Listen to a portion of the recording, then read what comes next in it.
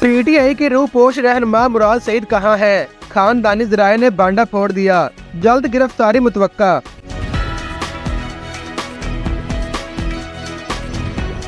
पाकिस्तान तहरीक इंसाफ के रूपोश रहनुमा मुराद सईद को मंजर आम पर लाने की तैयारियां शुरू कर दी गई। खानदानी ज़राए के मुताबिक मुनासिब वक्त आने पर मुराद सईद को मंजर आम पर लाया जाएगा। कानूनी तहफ़्फ़ुज़ मिलते ही मुराद सईद मंजर आम पर आ जाएंगे।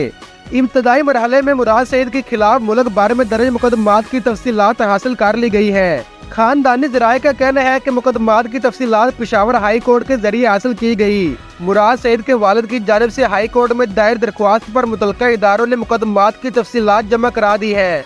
FIA और इसके मुतल्लिका जोनल ऑफिस में मुराद सईद के खिलाफ कोई मुकदमा दर्ज नहीं है।